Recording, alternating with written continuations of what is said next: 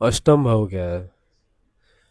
अष्टम भाव है पाताल, यानी कि जहाँ हम हैं धरती पे उससे नीचे। वहाँ क्या है हमें नहीं पता, हमें बस पता है कि वो है। तो अब अष्टम भाव से क्या देखा जाता है आप सभी को पता होगा। अष्टम भाव से देखा जाता है सीक्रेसी, ट्रांसफॉर्मेशन। अब ट्रांसफॉर्मेशन ज़रूरी नहीं है कि अच्छे ही हों, बुरे भी होते हैं। ट्रांसफॉर्मेशन कह लीजिए या सडन चीज़ों का होना कह लीजिए, कि जो चीज़ आपको पता भी नहीं और वो हो गई, उसका भाव है अष्टम भाव। अष्टम भाव वो है जो छुपा हुआ है, जो है पर दिखता नहीं है। अष्टम भाव आयु है, अष्टम भाव है मृत्यु, अष्टम भाव है कष्ट। बुरी बुरी बातें तो सुन ली, अच्छा क्या है।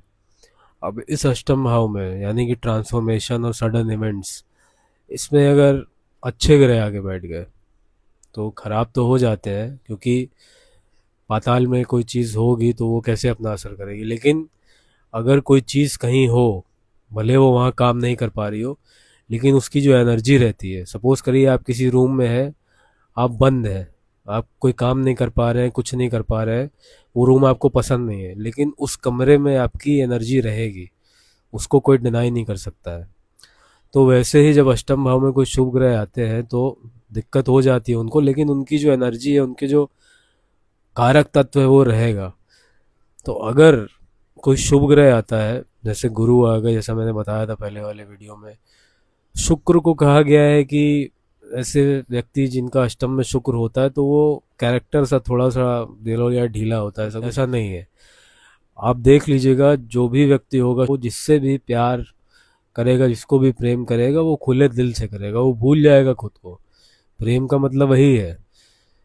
प्रेम का मतलब है कि अगर आप किसी से प्रेम कर रहे हैं तो आपका वजूद ही खत्म हो गया, आप भूल गए। लेकिन आजकल वो ईगो, सेल्फ रिस्पेक्ट, डिग्निटी देख लिया जाता है, बट प्रेम का यही अर्थ है।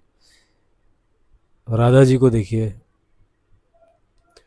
तो यही है, शुक्र अगर अष्टम में आता है तो ऐसा व्यक्ति जिससे भी प्रेम करेगा, हद एक हदें जो होती है उनको भी लांग देगा, लेकिन रिटर्न में उसको कुछ नहीं मिलेगा।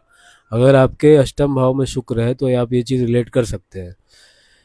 अब यहाँ पे है क्या, यहाँ है आपके पुनर्जन्म के जो कर्म थे, खराब कर्म, वो है।